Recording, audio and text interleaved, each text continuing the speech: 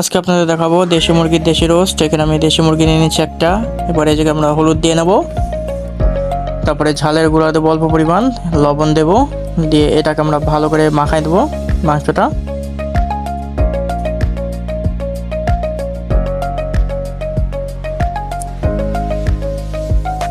ভালো করে মাখানোর পর এবার আমরা কড়াই নিয়ে নেব চুলাতে।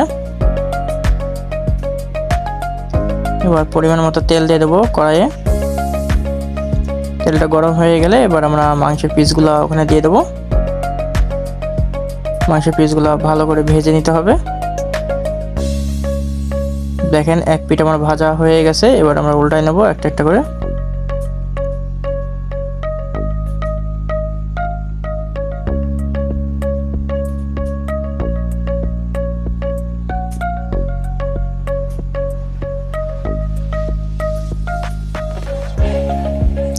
ভাজা কমপ্লিট, এবার আমরা মাংসটা তুলে নেব।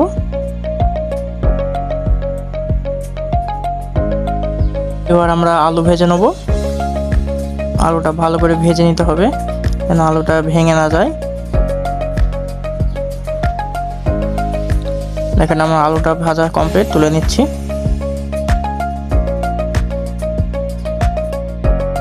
তারপর তেলের পর আমরা এলাচ দিয়ে দেবো, যেটা গরম মশলা বলে। পেঁয়াজ দিয়ে নিচ্ছি। তারপরে এখানে আমরা রসুন কুচি দিয়ে নেব।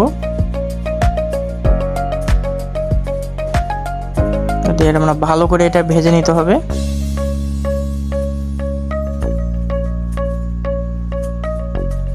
হালকা বাদামি কালার হয়ে এসছে, এবার আমরা এই জায়গায় হালকা একটু পানি দিয়ে নেব। এই জায়গায় পরিমাণ মতো আমরা হলুদের গুঁড়া, ঝালের গুঁড়া এবং মাংসের মশলা পরিমাণ মতো, তারপরে এখানে আমরা লবণ দিয়ে নেব, তারপরে জিরা গুঁড়া দিয়ে নেব। এটা আমরা ভালো করে নাড়বো। মশলাটা আমাদের ভালো করে ভেজে নিতে হবে।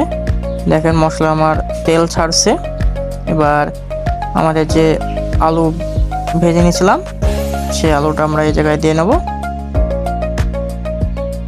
আলুটা দেওয়ার পর আমরা আলুটা ভালো করে মশলার সাথে মাখিয়ে নেব। এবার এখানে হালকা পরিমাণ পানি দেবো আলুটা কষিয়ে নেওয়ার জন্য।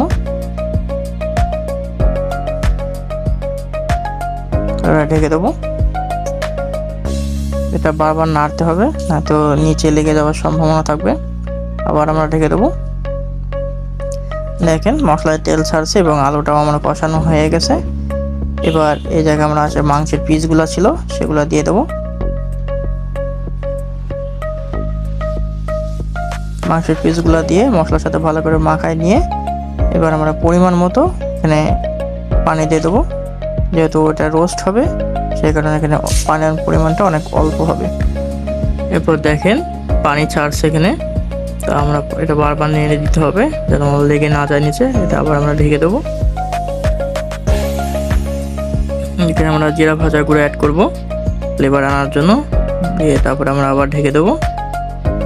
দেখেন আমার তরকারিটা কমপ্লিট। এবার আমরা তরকারিটা হালকা নাড়া দিয়ে বাটিতে নামিয়ে ফেলবো।